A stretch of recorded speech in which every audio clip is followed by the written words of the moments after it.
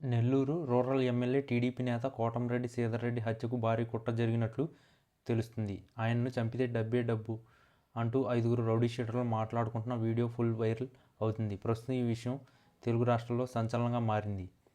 ఈ హత్య master plan వెనుక రౌడీ షీటర్ శ్రీకాంత్తో పాటు అతడి ముఖ్య అనుచరుడు జగదీష్ ఉన్నట్లు తెలుస్తుంది. వీరంతా విపరీతంగా మద్యం సేవించి ఈ ప్లాన్ గురించి రౌడీ షీటర్లు జగదీష్, మహేష్, వినీత్తో పాటు మరో ఇద్దరు సదరు వీడియోలో చర్చించినట్లు కనబడుతుంది. ఎమ్మెల్యేలను చంపితే డబ్బే డబ్బు అని మాట్లాడుతున్నారు.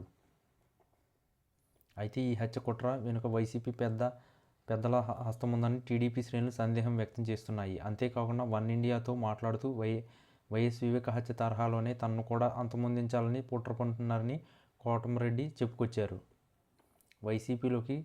వైసీపీలోని కీలక నేత కనుసన్నల్లోనే ఈ హత్యకు ప్లాన్ చేశారని టీడీపీ నేతలు ఆరోపిస్తున్నారు. ఈ హత్య కుట్రలో పావులుగా ప్రస్తుతం జైల్లో ఉన్న నిడిగుంట అరుణ్ను వాడుకున్నారని కూడా అంటున్నారు. శ్రీధర్ రెడ్డిని చంపడంలో సహకరిస్తే అరుణ్కు గూడూరు లేదా సూళ్లూరుపేట అసెంబ్లీ నుంచి టికెట్ కూడా ఇస్తామని ఆశపెట్టారని చెబుతున్నారు. అందుకే శ్రీధర్ రెడ్డిని చంపితే డబ్బొస్తుందన్న చర్చలో ఆమె ప్రియుడు శ్రీకాంత్ ప్రస్తావన వచ్చినట్లు ఫైర్ అవుతున్నారు. ప్రస్తుతం ఈ వీడియో ఇప్పుడు పోలీసుల దృష్టికి రావడంతో విచారణ చేపట్టారు.